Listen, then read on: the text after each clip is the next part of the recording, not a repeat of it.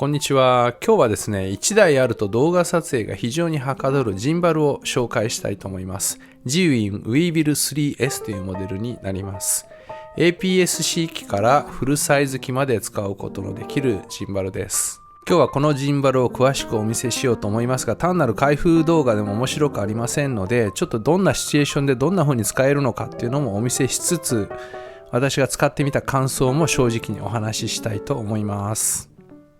今日のメニューとしては、まずは外観とかこの製品の特徴、そして2番目に機能とおすすめの設定、3番目はサンプル映像とその撮影方法で、最後にまとめ感想をお話ししたいと思います。では早速始めていきましょう。今回私がいただいたのはコンボというセットになります。単品のものもあります。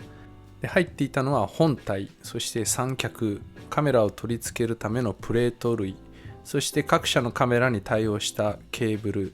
そしてマニュアル、さらにリストレストといって肘を保持するためのパーツ、それからいろいろな使い方のできるスリングハンドルが付属してきます。あとはですね、非常にユニークな大きめのバックパックがついてきます。この中にカメラやジンバルやなんやらかんやらいろいろ入れることができそうです。では次に本体を眺めてみましょう。まずサイズ感なんですが、非常にコンパクトです。こちらは以前紹介した同じく Zwin のクレーン M3 という小型カメラ用のワンランク小さいジンバルになりますが、グリップ部分の大きさなどはほとんど同じ感じです。モーターも見た目は同じぐらいの大きさに見えます。ただし各アームとかロックスイッチなどは非常に頑丈そうな作りになっています。重さはジンバル単体で約 1050g で、全て装備した状態にすると 1.8kg ぐらいになります。じゃあ続いてインターフェースをちょっと見てみたいと思います。で、まず握って見える位置に液晶画面、そして親指が来る位置にジョイスティックと録画ボタンとモード切り替えボタンが並んでいます。そして液晶右側に小さいダイヤル、そしてパワーボタンとメニューボタンがあります。そして背面にもトリガースイッチとダイヤルがあります。で、このコンボの方についてくるリストレストとスリングハンドルを取り付けてみたいと思います。これを取り付けるためのベースプレートはこの下の部分にネジ止めします。で、そこにスライドしてロックするという形になっています。もしくは三脚だけ外して三脚だけで使うこともできます。カメラが軽い場合なんかはね、ジンバル単体もしくはこの三脚だけとの組み合わせっていうのもありかと思います。では実際にカメラを搭載してバランス取りなどをしつつ、このジンバルの優れた特徴をいくつか紹介したいと思います。慣れれば数分でセットアップできるかと思います。で、特徴その1なんですが、縦置きと横置きを非常に簡単に切り替えることができます。今横置きなんですが、ここにこういうクランプみたいなのが見えてるんですけど、カメラをこのレールから外して、で今度はこのクランプの部分をレールに差し込んでやることによって簡単に縦方向に切り替えることができます。で、2番目の特徴はこのリストレストとスリングハンドルかなと思います。先代の Weevil 3にも搭載されていたんですが、より洗練されています。で、このリストレストはここにダイヤルがついていて、簡単に角度を調整して自分の手首に合わせることができます。これはね、本当にあるとないとじゃ全然違いますね。重いセットで使ってる時なんかは手首に対する負担がね、もう全然違います。で、このスリングハンドルも角度と長さを自在に変えられるようになっています。横に持ってきて、こういう感じで両手でジンバルを支えるような形にしたりとか、手前側に持ってきてスリングハンドル、ローアングル撮影するときにこう吊り下げて使うような形のハンドルとして使うことができるようになっています。Bluetooth で簡単に接続できるっていうのもね、結構便利ですね。私が使っているソニー α7S3 の場合は、設定に行ってネットワーク、それから Bluetooth、そしてペアリングというところでペアリングしてやればすぐに認識されて、次回以降はもういちいちこんなことしなくても立ち上げれば勝手につながるようになっています。それからジンバルのサイズの割には結構パワフルで、α7S3 にここにも24105が OK というふうにウェブサイトに書かれてます。互換性リストには入ってないんですけど、ここには書かれていて、確かに組み合わせるとかなり重たいんですけど、問題なく使うことができます。それからビルトインされているライトなんですが、これもね、結構便利ですね。1000ルクスの明るさで色温度などもダイヤルで調整することができます。ではちょっと電源を入れてみます。パワーボタン長押しで入ります。でまず最初にやることとしては、パワーの設定とかなんですけど、メニューに行ってモーター行きます。でこのダイヤルを押し込むとセッティングに入ります。で今オートチューンが動いています。これでモーターのパワーの設定を自動でしてくれます。で基本的な使い方としては、これがジョイスティックですね。上下左右に動きます。で Bluetooth で接続してあれば、この赤いボタン、これで録画開始停止とかシャッターを切ることができます。でこの M は1回押すとロック、フォロー、パンフォローと切り替わっていきます。パンフォローっていうのは横方向だけの追従するモードです。でロックはもう完全に一点を見つめてる状態です。でフォローは上下左右全部ゆっくりついてくるタイプのモードになります。でこのトリガーボタンなんですけど、トリガー1回押した時の操作は自分の好きなものを割り当てることができます。で2回押しでセンター出し、そして3回押しでセルフィーモードへの切り替えになります。ちなみに私はこれはフォローモードを割り当ててあります。普通パンフォローかフォローで撮ってることが多いんですけど、例えばロックモードで撮ってる時にすぐにフォローモードに戻したい時なんかはここを押すだけでフォローに戻るようになっています。でとりあえずデフォルトで全然問題なく使えるんですけど、若干動きが早いので少しだけ調整してやることによってよりスムーズになるかなと思います。で私がどうしてるかというと、メニューに行ってアドバンス、スピードと行きます。そしてコントロールを押します。これはジョイスティックに対する動きの速さなんですが、20、25、30にしてあります。あんまりロールとか使わないんですけど、こんな感じの設定にしています。で、1個戻ってフォローの方は、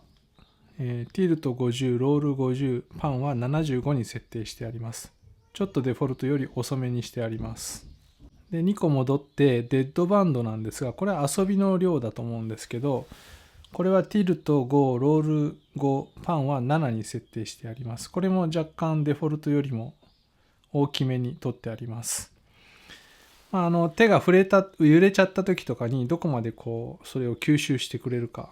動きに反映させないかっていうモードなんですけど、もともとよりはちょっと緩めに設定してあります。では次にですね、このジンバルを使ってどんな風に撮影をすると面白い映像が撮れるのか、その撮り方と撮れた映像をお見せしたいと思います。まずはフォローショットといって、被写体の後ろについていく、追従していくモードになります。ただついていっても面白くないので、途中から人物に入ってきてもらって、その後をついて階段を上がっていくような映像にしてみました。こんな感じになります。35mm のロックモードで撮影をしています。そして徐々に階段を上がっていくにつれて上の景色が見えてきて、見ている側もこの先どうなってるんだろうという期待が高まっていくような映像にしてみました。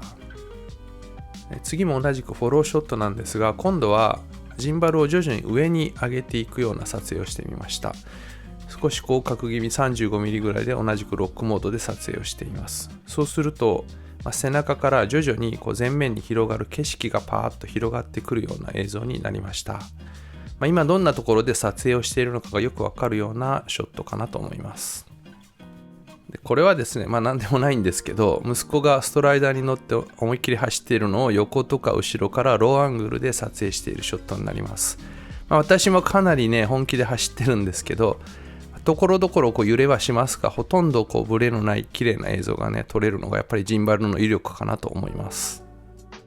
で次はですね、最初横でスライダーのように横にスライドしてるんですが、後ろに回り込んで、そしてフォローから上に抜けていくような感じの映像にしてみました。いろんな動きが混ざり合っているので、名前何と呼んでいいのかよく分かりませんが、仕上がりとしてはこんな感じの映像になります。で次は前からスタートするパターンで撮ってみました。同じような感じなんですが、くるっと回り込んで景色が広がるという感じにしました。次はかなり低めですね。ローアングル地面スレスレショットなんですが、ちょっと見上げるような感じで、私自身は回り込みつつ下がっていくような撮り方をしてみました。少し見上げるような感じで、ちょっと力強さもありつつ、そして徐々に回転して景色がリビールされていってアメリケンパークにいてポートタワーの方に歩いていってるんだっていうのが分かるような映像にしてみました。ちょっとこの手前の息子の動きはね、想定外でした。で次は止まっている被写体にジンバルを持って近づいていくプッシュインというモードというか撮り方のバリエーションかと思うんですが、そのままだと面白くないので、上にあるちょっと面白いオブジェクトから空に行って、そしてこの間を通って徐々にカメラがティルトしてきて、そしてちょうどそこに人物が歩き込んできて、しかも景色の方に飛び込んでいくみたいな映像にしてみました。なかなかタイミングが難しかったです。4、5回撮りました。で次は逆にロックモードでジンバルを持ちながら後ろに下がっていく、バックしながら撮っている映像になります。徐々に夜景からフェンスが見えてきて、人物が見えてきて、そして人物が座っているベンチなんかも見えてくるようなショットになっています。よくエンディングとかで使われるようなイメージでしょうか。で次も同じような感じなんですが、今度フォローモードで撮っています。ちょっとだけティルトをします。上下方向にカメラが動くんですが、後ろに下がりながら撮っています。でそうすると最初頭だけなんですが、徐々に夜景が見えてきて、そしてこの展望台の様子がだんだんと見えてきます。天井が見えてきたり、ライトアップされているのが見えてきたりという感じで撮ってみました。次も同じ撮り方なんですが、スマホの景色を撮っている姿に最初フォーカスしておいて、徐々に後ろに下がりつつ、その撮っている景色が実際に見えてくるというような映像にしてみました。次はオービットといって、衛星が地球の周りぐるぐる回っているように被写体の周りを回りながら撮影する映像になります。柱の影から現れて、徐々に景色がパーッと見えてきて、でさっき撮影していた歩道橋も見えてくるみたいな映像にしてみました。これはですね、スマホを最初映しているんですけど、スマホからだんだん何撮ってるんだろう、ポートタワー撮ってたんだっていうのが分かるような映像にしてみました。次はよくあるやつですけど、被写体は右から左、そして景色は左から右に流れていって、全体が見えるような映像になっています。これもそのバリエーションかと思うんですが、双眼鏡を覗いている人物を最初撮りつつ、そして覗いている先がだんだん見えてくるような撮り方をしてみました。で最初はちょっと面白い双眼鏡が見えていて、それを覗いている人がだんだんと見えてきて、そしてその覗いている先がだんだんと見えてくる。夜景を見てたんだ。ポートタワーが見えるなっていう感じの映像にしてみました。で次はですね、今までのとはちょっと違うんですが、手を振っていて、その目線があって、目線の先にカメラが行くような映像にしてみました。今までのものは登場人物ではなくてカメラ側の意思で動いているものなんですけど、これは登場人物の意思に合わせた動きになっていて、モチベーションのある動きになっています。で次はですね、最近よく搭載されているバーテックスモードを使った映像になります。これなかなかちょっと使いどころが難しいんですが、お腹にぶつかって背中側から抜けてくるというような、よくある映像を撮ってみました。うまく使うと面白いトランジションとかとして使えるのかなと思います。こんなこともできます。で次最後なんですが、これカメラ側は動かずに徐々にカメラを上方向にティルトさせていくというような映像で、人物から徐々に空に行くというような感じにしてみました。なんとなく終わりをイメージさせるような映像かなと思います。ということでいかがだったでしょうか。ジンバルの基本的な動かし方ってよく動画でも紹介されてますけど、それにいろいろなバリエーションをつけていくと本当に無限に撮り方って出てくると思いますので、あとはもう皆さんのクリエイティビティ次第かなと思います。ずっと映像が動き続けていると多分見てる側も疲れちゃうと思うんですけど、こういった映像をところどころに何%か散りばめてやるとね、面白い動画が作れるんじゃないかなと思います。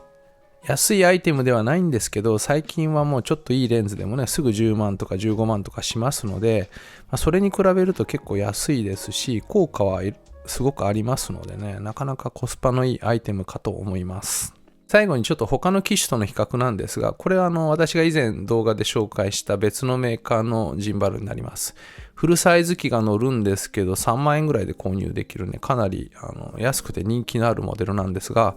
このぐらいのモデルと比較して何か差があるのか気になる方もいらっしゃると思いますので、少しだけ比較をしてみました。でまずジンバルとしては一番大事な手ブレ補正の部分なんですが、こんな感じで思いっきり縦に振ったり横に振ったりねじったり、いろんなテストしてみたんですが、正直なところこの部分は私がテストした限りでは違いは分かりませんでした。皆さんこの映像を見て何か違いがあるでしょうか。厳密に比較できるわけじゃないんでなかなか難しいんですけど、普通に使う感じでは違いは出ないのかなと思いました。ただ使い勝手は結構違っていて、この以前のモデルは細かい設定をする上ではスマホのアプリを開いて、接続して開いてそこでやることになります。で、設定項目もちょっと少ないんですよね。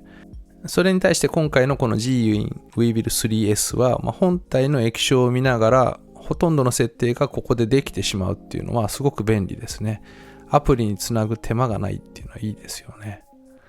それとあと本体でこの今どのモードに入っているかっていうのも一目瞭然で液晶で確認できるっていうのもいいポイントかなと思います。この以前紹介したこちらのモデルはどちらかというと初心者の方が気軽に使えるモデルかなと思いますが、今回の Weevil 3S は中上級者の方の要求にもしっかりと応えられるようなそういうモデルかなと思います。今回は GUIN Weevil 3S というジンバルの紹介でした。詳しい情報とか購入先のリンクは概要欄に貼り付けておきますので、ぜひご覧になってください。今回もご視聴ありがとうございました。ではまた次の動画でお会いしましょう。さようなら。